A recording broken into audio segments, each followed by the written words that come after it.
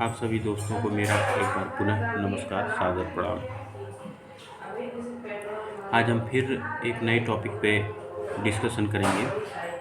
उम्मीद करते हैं कि आप सभी बहुत अच्छे होंगे और शुभ संध्या आप लोगों को। आज हमारे लिए दो टॉपिक बहुत महत्वपूर्ण है।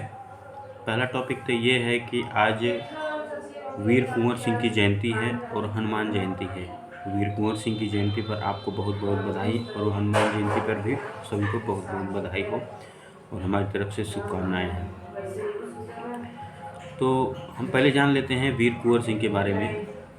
वो 1857 की क्रांति जब हुई थी, उसके प्रथम सेनानायक थे वीर कुंवर सिंह जी ने, और अंग्रेजी ब्रिटिश हुकूमत को हिला देने वाले पहले हमारे भारतीय क्रांतिकारी नेता थे।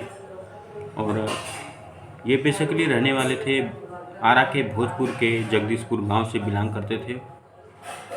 80 वर्ष की आयु में इन्होंने अपने संघर्ष की तूफानी के जज्बे को कायम रखा और ब्रिटिश हुकूमतों को हिलाकर इन्होंने रख दिया। इससे ब्रिटिश सत्ता चूर चूर हो गई और लोगों के अंदर इनकी क्रांतिकारी भावना का बिगुल बच गया। जब 1857 की क्रांति हुई थी, उस समय हर जगह से, हर शहर से लोग अपना क्रांतिकारियों का नेतृत्व करते थे। उन्हीं नेतृत्वकारियों में भी इनका वीर कुंवर सिंह का नाम प्रचलित है। इनके पिताजी राजशाही जमींदार थे। जमींदार होने के नाते सबसे बड़ी बात है कि इन्होंने अपने शौर्य और पराक्रम से बल से इनकी जो प्रारंभिक शिक्षा भी घर पे हुई। इन्होंने अपने शौर्य और पराक्रम के बल पे इन्होंने ब्रिटिश हुकूमत को हिला देने का काम भी किया। और जब ये उस समय इनका पढ़ाई में थोड़ा कम रुचि था, क्योंकि इन्होंने घुड़सवारी, तलवारबाजी, कुश्ती, इन सब में, इन चीज़ों में ज़्यादा इनको रुचि थी। तो इन्होंने बढ़ चढ़ के इस क्रांतिकारी में हिस्सा लिया। हिस्सा में तो बहुत सारे लोग भी थे। तात्या टोपे कानपुर से थे, रानी लक्ष्मीबाई झांसी से भी थी। इन्होंने आज़ादी के बिगुल बजाकर बिहार को एक अलग दिशा दी। और मैं सभी क्रांतिकारियों को मैं कोटि कोटि प्रणाम और सादर नमन करता हूं कि उन्होंने हमारे देश को आज़ाद किया और आज हम लोग सुख और शांति का जीवन व्यतीत कर रहे हैं। आज़ादी का मतलब ये होता है कि हमें अपने भावों और विचारों के सामने एक दूसरे के समक्ष हम प्रस्तुत कर सकें। तो आप तो सभी तो जान गए वीर कुंवर सिंह के बारे में, और जो कुछ भी बातें शेष हैं। हाँ, और एक बात तो ये है कि उन्होंने जब अंतिम छोर में जब लड़ते लड़ते उनकी सेना विद्रोही सेना के जब सम्मुख उन्होंने लड़ते लड़ते क्रांतिकारियों के बीच उन्होंने अपनी सेना को आगे बढ़ाने के लिए, एक डगलस की सेना थी उस समय, तो इनके जो सेनानायक थे उस पर इन्होंने डगलस ने गोली चला दी। और जब वो डगलस गोली चलाया तो इनके बाएं हाथ पे गोली लग गई। और बाएं हाथ की गोली पे जब लगने की वजह से इन्होंने, जब बाएं हाथ पे गोली लगी तो इन्होंने इसको सोचा कि हम इसको क्यों ना काट दूँ, क्योंकि जब घाव एक ही जगह रह जाता है तो वो तो संक्रामक रोग ले लेता है। और उसी वजह से उन्होंने उस अपने बाएं हाथ को काट कर गंगा के समीप उसको अर्पित कर दिया। अब सोचिए, आप ज़रा सोच सकते हैं कि उस क्रांतिकारी नेता के अंदर कितना जज्बा, कितना खून और कितना जोश की भावना बिगुल बजी थी।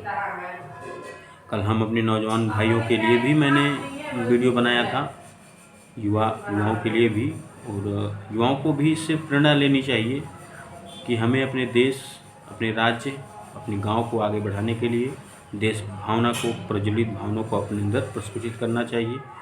और जितने भी हमारे गौरवान्वित क्रांतिकारी वीर शहीद भगत सिंह जो भी हैं, उनके अंदर जो भी हमारे आदर्श हैं उनको संजोए रखना चाहिए और उसी के साथ हमें आगे बढ़ना चाहिए। वीर कुंवर सिंह की जयंती को आपको एक बार फिर पुनः बधाइयाँ। आप उनके आदर्शों, संस्थाओं और उनके विचारों से आप अग्रसर हों। युवा ही हमारे देश का निर्माण करते हैं, युवा ही हमारी आगे पीढ़ी है। स्वामी विवेकानंद ने भी कहा है कि युवा अपने में एक शक्ति है, और उन्होंने एक स्टेटमेंट भी दिया है, उठो जागो और तब तक मत रुको जब तक आपको लक्ष्य की प्राप्ति नहीं हो जाती है। तो हम कल के टॉपिक पे आज पुनः हम लोग युवाओं पे भी आ गए।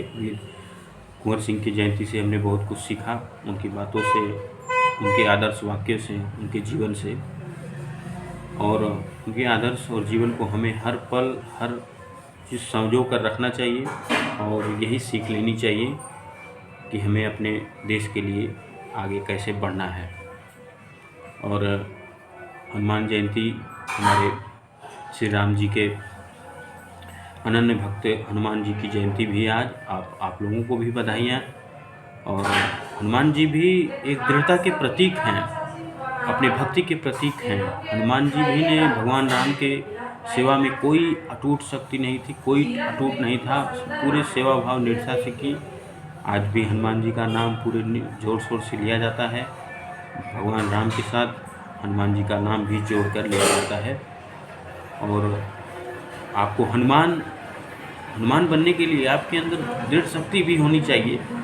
आप क्या नहीं बन सकते हैं, लेकिन इन दोनों जो भगवान का रूप थे ये शहीद हो गए, फिर भी आज लोग इनको अमर हैं, लोग जानते हैं। हमको ऐसे कार्य करना है कि लोग हमें मरने के बाद भी याद करें।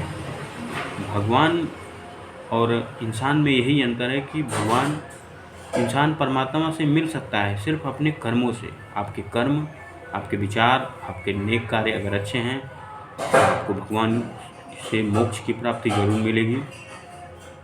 कोई बहुत बड़ा बात ये नहीं है। और इन्हीं बातों के साथ हम अपनी बातों को विराम देते हैं, क्योंकि वीडियो बहुत लंबा हो जाएगा। छोटी छोटी बातें हैं, 5, 7, 8, 10 मिनट का वीडियो मैं बनाकर कोशिश करूँगा डेली पोस्ट करूँ।